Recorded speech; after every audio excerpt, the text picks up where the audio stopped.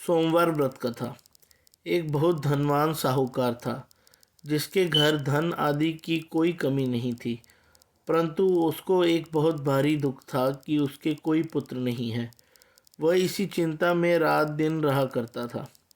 वह पुत्र की कामना में प्रति सोमवार को शिवजी का व्रत और पूजन किया करता था और सायंकाल को शिव मंदिर में जाकर शिवलिंग के सामने दीपक जलाया करता था। उसके इस भक्ति भाव को देखकर एक समय पार्वती जी ने शिवजी से कहा कि महाराज, यह साहूकार आपका अनन्य भक्त है और सदैव आपका व्रत और पूजन किया करता है। इसकी मनोकामना आपको अवश्य पूर्ण करनी चाहिए। शिवजी ने पार्वती जी को समझाते हुए कहा कि हे पार्वती, यह संसार कर्म क्षेत्र है। जैसे किसान अपने खेत में जैसा बीज बोता है वैसा ही फल काटता है, उसी तरह इस संसार में जैसा कर्म करते हैं वैसा ही फल भोगना पड़ता है। तो पार्वती जी ने अत्यंत आग्रह से कहा, महाराज, जब यह आपका अनन्य भक्त है और इसे अगर किसी प्रकार का दुख है तो आपको उस दुख को अवश्य हरना चाहिए, क्योंकि आप सदैव अपने भक्तों पर दयालु रहते हैं। यदि आप ऐसा नहीं करेंगे तो मनुष्य आपकी सेवा और व्रत क्यों करेंगे। पार्वती जी का ऐसा आग्रह देखकर शिवजी ने कहा, हे पार्वती, इसके कोई पुत्र नहीं है। इसी चिंता में यह अति दुखी रहता है।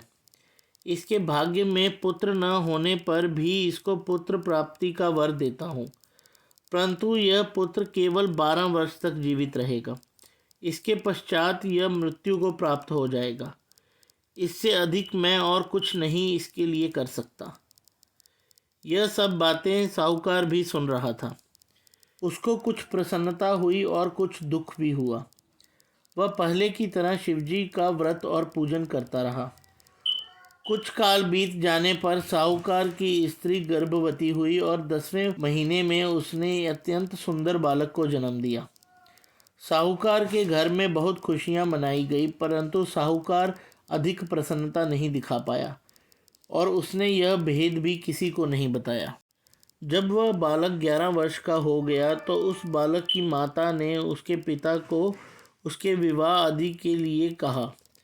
तो यह सुनकर साहूकार कहने लगा कि अभी मैं इसका विवाह नहीं करूँगा, अपने पुत्र को काशी जी पढ़ने के लिए भेजूँगा। फिर साहूकार ने अपने साले अर्थात बालक के मामा को बुलाया और उसको बहुत सा धन देकर कहा, तुम बालक को काशी में पढ़ने के लिए ले जाओ। रास्ते में जिस स्थान पर भी रुको यज्ञ करते रहना, ब्राह्मणों को भोजन भी कराते रहना। वह दोनों मामा भांजा यज्ञ कराते और ब्राह्मणों को भोजन कराते जा रहे थे। रास्ते में उनको एक शहर पड़ा। उस शहर में राजा की कन्या का विवाह था और दूसरे राजा का लड़का जो विवाह कराने के लिए बारात लेकर आया था वह एक आंख से काना था। उसके पिता को इस बात की बड़ी चिंता थी कि कहीं वर को देखकर कन्या या उसके माता पिता किसी प्रकार की अड़चन न पैदा करें। जब वर के पिता ने सेठ के अति सुंदर लड़के को देखा तो उसके मन में विचार आया कि क्यों न दरवाजे के समय इस लड़के से काम चला लिया जाए। ऐसा विचार कर वह लड़के के मामा से बात करने लगा और उसने लड़के के मामा को राज़ी कर लिया। फिर लड़के को विवाह के वस्त्र पहना तथा घोड़ी पर चढ़ा दरवाजे पर ले गए और सब कार्य प्रसन्नतापूर्ण हो गए। फिर वर के पिता ने सोचा कि यदि विवाह कार्य भी इसी लड़के से करवा लिया जाए तो क्या बुराई है।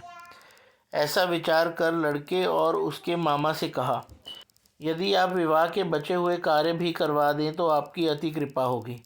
इसके बदले में मैं आपको बहुत सा धन दे दूंगा। लड़के और उसके मामा ने यह भी स्वीकार कर लिया और विवाह कार्य बहुत अच्छे से संपन्न हो गए। परंतु जिस समय लड़का जाने लगा तो उसने राजकुमारी के पल्ले पर लिख दिया कि तेरा विवाह तो मेरे साथ हुआ है और जिस लड़के के साथ तुझे भेजा जाएगा वह एक आंख से काना है। मैं तो काशी पढ़ने जा रहा हूँ। लड़के के जाने के पश्चात उस राजकुमारी ने अपनी चुंदड़ी पर ऐसा लिखा हुआ पाया तो उसने राजकुमार के साथ जाने से मना कर दिया और कहा कि ये मेरा पति नहीं है। मेरा विवाह जिसके साथ हुआ है वह तो काशी पढ़ने गया है। राजकुमारी के माता पिता ने भी अपनी कन्या को विदा करने से मना कर दिया और बारात वापस चली गई। उधर सेठ का लड़का और उसका मामा काशी पहुंच गए। वहां जाकर उन्होंने यज्ञ करना और लड़के ने पढ़ना शुरू कर दिया। जब लड़के की आयु 12 वर्ष हुई तो उस दिन उन लोगों ने यज्ञ रच रखा था। लड़के ने अपने मामा से कहा कि मामा जी, मेरी तबीयत ठीक नहीं है। तो मामा ने कहा, बेटा तुम अंदर जाकर सो जाओ। लड़का अंदर जाकर सो गया और थोड़ी देर में उसके प्राण निकल गए। जब उसके मामा ने आकर देखा तो उसने लड़के को मृत पाया, पर उसने सोचा कि अगर मैं अभी रोना पीटना मिटा दूंगा तो यज्ञ कार्य अधूरा रह जाएगा। अतः उसने जल्दी से यज्ञ कार्य समाप्त कर ब्राह्मणों को भोजन कराया और फिर रोना पीटना आरंभ किया। संयोगवश उसी समय शिव पार्वती जी भी उधर से गुजर रहे थे। जब उन्होंने ज़ोर ज़ोर से रोने की आवाज़ सुनी तो पार्वती जी ने कहा कि हे महाराज, कोई दुखिया बहुत ज़ोर ज़ोर से रो रहा है, उसके कष्ट को दूर करना चाहिए। जब शिव पार्वती जी ने पास जाकर देखा तो वहाँ एक लड़का मृत पड़ा था।